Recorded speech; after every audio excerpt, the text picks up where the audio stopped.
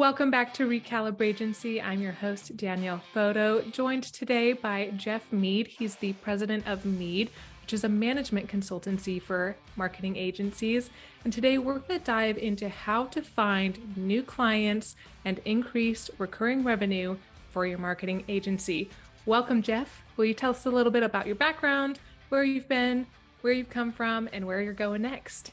Yeah, well, thanks for having me, first of all. It's good to be here. So Meade, as you said, is a management consultancy for marketing agencies. And what I do is I help marketing agencies with their positioning. I help them with their operations, and I also do coaching for owners and leaders of marketing agencies. So in a nutshell, that's kind of the gamut of what I do for agencies. Thanks, Jeff. And you and I really are passionate about a lot of the same topics, which is why I really wanted to have this conversation, because you also have identified ways that marketing agencies are not quite capitalizing on potential revenue, and you're helping combat that problem too. And so we're going to dive into that a little bit. So what do you see as some of the primary missed opportunities for agencies as they're marketing and growing their businesses? Whew, how long we got? Just kidding. Uh, I mean, there's a lot of opportunities, right? And it's just, I think agencies have a challenge of where to prioritize, right? So there could be do we invest in thought leadership? Should we be going to conferences?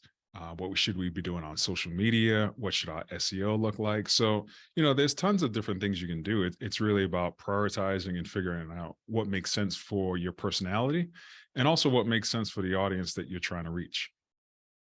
Especially the audience, because part of marketing is going where the audience is and building that trusting relationship, right? Right. So it all starts with knowing the audience, which as agencies, we're really good at doing for clients, but historically, we tend to be pretty bad at it for ourselves. Yes. And so, how do you recommend people can go about changing some of their mindsets in what they look at as opportunities for partnering or collaborating or building up thought leadership outside of just producing content?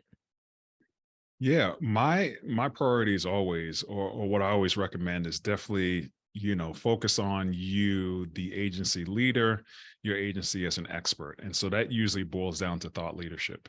If there's one thing I generally recommend and prioritize is if you can put out anything close to a research study of some sort that really shows that you understand the marketplace, that you're leading a conversation for your customers, for your clients. I think that's when they start to see you differently, right? They don't start to see you as just a vendor, but they start to see you as a strategic advisor. And so whatever you can do to get yourself in that position, that's usually what I advise. But for the most part, that's going down the road of, are we creating research, something that only we have? We're not regurgitating what's already out there. We're not curating content that they can easily search on the web or through Chat GPT. Like, you got to create something that's distinct, that has your own voice, and that they can't get somewhere else. It truly has to be unique content and a true value add to the industry by answering what questions can't be answered currently, is what it sounds like you're saying. Absolutely. Absolutely. Yep. Do you think that the content saturation problem, especially as AI is disrupting the space, do you think that it's still possible to generate thought leadership through content? I think, yeah, I absolutely think so. And I don't think, I think there's a saturation problem with content that sucks, right? The stuff that's actually valuable, I don't think we have enough of that. When people do find content sources that are valuable, they latch onto them, right? They'll subscribe to those newsletters, they'll listen to those podcasts. When you find something that truly adds value, you will go back to it again and again. But the stuff that you can easily outsource to a content farm or any of that stuff, yeah, there's going to be tons of that, and we're going to see a lot more of it, but it's not valuable. And if that's all you're pushing out, then you're really not going to get in front of the customer. And it Mhm. shows that you're not really invested in being in front of the customer, if that's the strategy, if you truly don't want to invest in putting stuff out there that's valuable for your client. Yeah, it makes you look more like a churn and burn agency as opposed Yeah. to a strategic advisor that's invested in an industry. Um, so, how can agencies? Well, let me back up a little bit. So, Hmm. many agency owners struggle with capacity and time and not having enough time to dedicate to thought leadership. And Hmm. they want more of that for their agency. They're struggling to get systems in place for that. How do you recommend they go about doing that? Yeah, and this is going to sound overly simple, but you have to treat your agency like a client, right? And whatever that means in your system, right? Like if you have to create a project number in your software, in your project software, and truly treat yourself like a client, it's just what you're going to have to do. And you're going to have to budget hours for some people on your team to actually do work that's going to help you get business in the future, right? Like Hmm. you can't only just work on the clients who are in front of you. You're going to have to invest some time so that you can truly get clients that you want to work with in the future, right? Absolutely. I kind of want to take that one step further Yeah. because if you focus your mindset of your agency as being actually an anchor client as opposed to just a regular client, Mm, and you're dedicating the right time and your top people to some of the efforts for your agency, you will see exponential value in your thought leadership efforts. What would a- you add to that? absolutely. And I think what you'll also start to see is you'll actually get the clients you truly want to get, right? There's far too often there's clients on your roster who you don't really want, but you've kind of said yes to because you got to pay your overhead or you have this payroll you got to reach. But I think the more you invest in the thought leadership, increasingly you start seeing that the people you want to work with are more attracted to you. Hmm. Yeah. And we've talked about client acquisition, but what about the clients that are already working with your agency? What are some of the ways that we, as agency owners, can increase our recurring revenue and our repeat business from our existing customer base? Yeah, I think one thing there is really just around like client feedback programs, like really doing surveys, or if it's not surveys, just making sure you have structured conversations. But essentially what you want to do is you want to get insight from your clients and really just see how have you been doing? What did they think of the last project you did? How have they felt working with your account reps? You want to get all that information and make sure that if something goes south, you kind of see signals ahead of time. And I think when you start doing that feedback, that research, it shows that you care. And you can start to see where that insight also shows you opportunities where there might be business down the road. And I don't think you do it to seek out business, but I think what naturally happens when you have those conversations about, hey, how have we been serving you, is that naturally they'll start saying, we're actually interested in this, or we've been thinking about this. So you get to spot opportunities ahead of time. And I think that leads you down this path of, wow, we got this new opportunity. This is a way for us to increase, customer lifetime value. You start thinking like that. You're so right. And a bonus of creating those feedback loops for customer feedback is you'll actually start to learn more about your primary competitors too, because they'll start to compare you Right. as they are going through information. So you'll learn more about how to better position your agency, some of the messaging that you can use to really Mhm. resonate with your ideal customers as well. So Mhm. there's the two-edged sword in that one tactic that you can implement. Absolutely. What do you think about partnerships and partner marketing? I love partner marketing. I don't think enough agencies do it. What some people may see as competitors, I see as opportunities to go after bigger clients. And naturally, what you don't want to do is go with somebody who looks exactly like you, right? But somebody who can complement, some of your weaknesses or just make you look stronger to a potential client. And I don't think agencies do enough of that. We tend to see everybody as a threat, Mm, and and everyone is not a threat. And I think there's a lot of learning that can be had just from having open conversations, and not open to the point where you're giving away the secret sauce, but really throwing it out there to see if folks are interested in collaborating and seeing what that might look like. I Mhm. think I think those conversations are really, sets the stage for lots of agencies 4 or 5 years down the road, because lots of times anybody who's thinking about acquiring an agency or being acquired, lots of times it's your competitors, and you see that they may have something you don't, and so it's a natural fit. Or you're one piece of the larger marketing service provider puzzle, and they're trying to acquire to then offer that to their audience too. So Yeah. it fits in there. Um, yeah, I mean, listeners of this show know I have other coaches on all the time because I believe in collaborating and sharing ideas and Mhm. exchanging concepts. And Jeff and I, we look super similar. I mean, we practically have the same hairstyle. So if you're listening to this audio, Jeff is bald. So that's why that's funny. So what does it look like to identify potential partners? Because I think that's where a lot of people that own agencies get tripped up, is differentiating between like who they should actually start reaching out to. How do you advise in those scenarios? Yeah, yeah. The easiest way I've seen it done is when people are going after really big bids, and when you're going after like a big proposal, you'll look at your bench and start to say, there's some things on here we truly can't do, right? You may say to yourself, we can figure it out. Or you can take that Hollywood approach where you start saying, well, who are the best people out there? And should we truly partner with those folks? And then start identifying who those folks are. So say you're a creative agency, really good at branding, but a part of the proposal involves like SEO or web design, right? And then you start to look for the folks who are in your network who might be able to recommend somebody to you, because then they have a skill that you don't have. And then you don't have to fake it, right? You don't have to go after just finding somebody who you can add to your team to make it look good. But it's really about finding these experts and agencies that have that experience. I think that's probably the easiest way. Do it where there's needs, where people can act a little faster. Mhm. Mhm.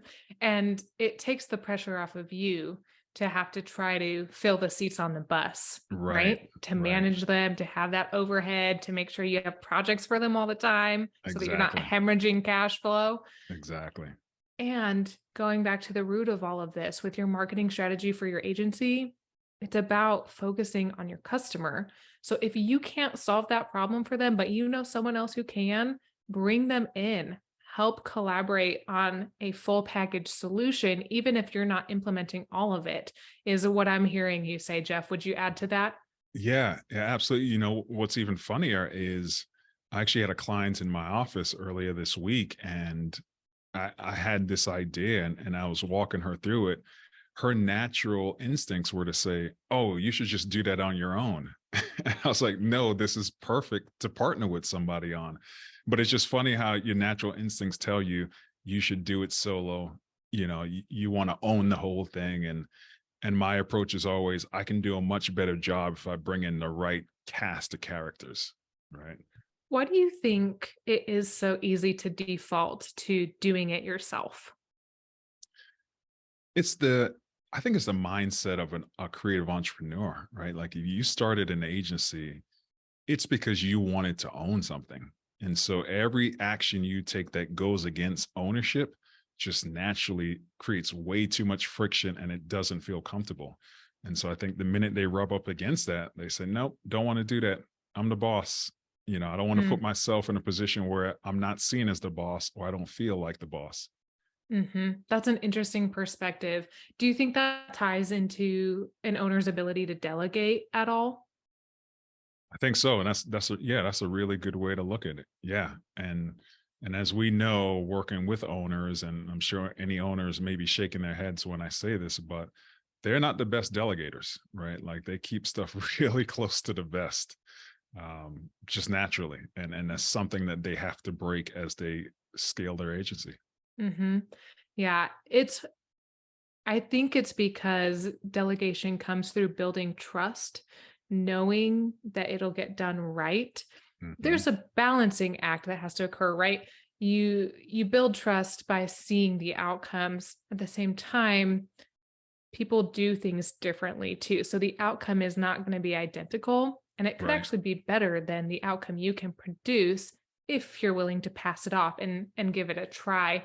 But to agency owners out there, both Jeff and I think can say this, and you would really help your agency coach out if you would delegate more, because then we can talk through other ideas and how you can work on your business more than working in your business. Right. Because even all this marketing stuff that we're talking about right now, that's working in your business too. Once you've set up the system, your agency marketing program becomes a function of working in your business, not working on it. So you need to consider that too. What do you Hmm. have to say on that note, Jeff?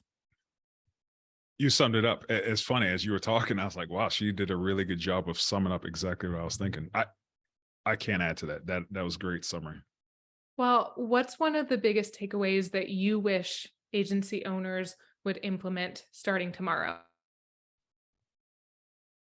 I think it's and I led with this, but I think it's really about thought leadership. I think increasingly what we're going to have to see is you're going to have to stand for something and have a perspective. And so when I show up at your website or I meet you out at a networking event or wherever, I have to understand what you are the best at or close to Mhm. the best at. And if you can't prove that through like repeated examples of why you're so good, then you're almost like a me too. So I think it's going to be around thought leadership. You just Mm. have to have it.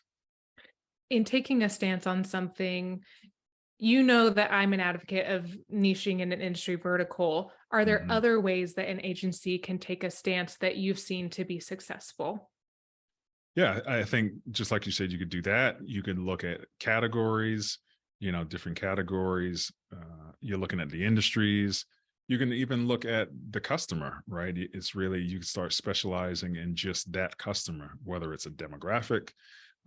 But, it's really about starting with the customer. We'll go back there, really looking at the customer and saying to yourself, what are the pains they have? What keeps them up at night? And really And creating yeah, your content to solve those problems. yeah. And what are their stances? I Yeah. mean, right? If you can align your agency's stance with their stance, that's what they're looking for. They're looking to be understood. They're looking for a partner that's going to be an extension of them. So if you Mhm. can align on that shared stance, you'll be more successful than being just kind of trying to be, anyways, everything to everyone. It's just not going to work out. Yeah. Yeah, no one believes that, right? And when someone meets an agency that has 10, 20, 30 people or even more, and no one starts to believe that the list of 30 things on your website, no one believes you can do all that. It's just impossible. Hmm. Yep. Yep. Well, Jeff, thank you so much for coming on today and sharing. Any final thoughts you'd like to give as we round out today? My final thought is really, and I'm trying to hammer this home, but I really feel like thought leadership is where agencies are going to have to rest their head, because there's too many Me Too agencies, and definitely, as I see agencies go after proposals, after RFPs, which I'm not a big fan of. But when I see them going, oftentimes, I don't see that too much difference between them and other agencies. And that's really because they haven't put out any thought leadership. And so they're kind of saying all the things they expect the client wants to hear. Mm, So I think it's really about, hey, you have to have a perspective and you have to own some space that mhm. matters to your client. Let's drill into that for just a moment before we Mhm. wrap up, because what it sounds like you're saying is if you're submitting RFPs and trying to just um, tickle the ear of the client to Right. win the proposal, then you've actually kind of lost your identity as an agency and your purpose a little bit. Mhm. But what you really need to focus on is positioning yourself with a stance, with a focus, so that you are the ideal option and you're not competing with 10 other agencies on an RFP. Is Right. that a pretty accurate assertion.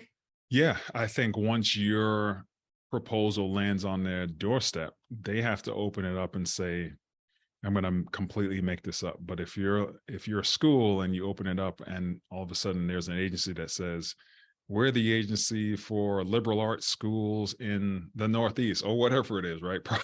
Probably not that defined, but all of a sudden they're like, all right, we're putting this in this pile because they obviously get us and they could probably show us some things we're not even thinking about. And then they'll look Mhm. at some other folks to add to the list, but you've definitely made it to the next round if you really speak to who they are and what they care about.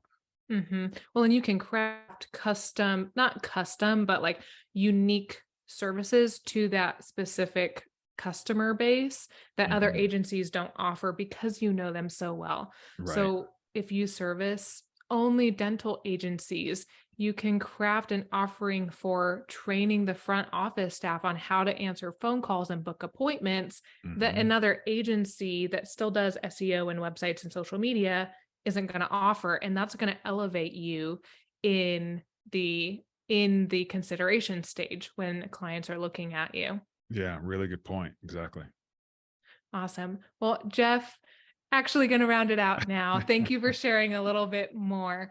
I really appreciate you coming on, sharing your brain, sharing your wisdom with us today. It's been a true treat.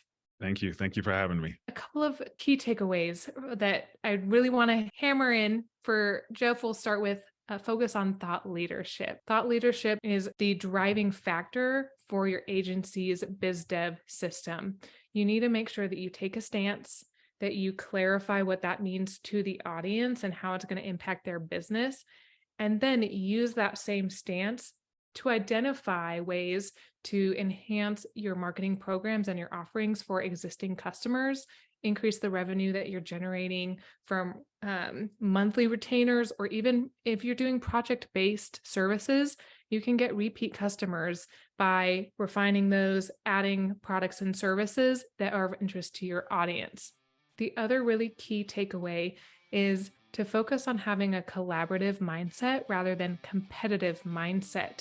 Look for other service providers that help the same kind of niche audience or customer base that you work with and collaborate with them. View opportunities where there's gaps in the offerings that you can provide to clients as opportunities to partner with other agencies as well. Build that ecosystem of referrals and build yourself with a stance in an industry. That's all for today on Recalibrate Agency. I'm your host, Danielle Photo. Cheers until next time.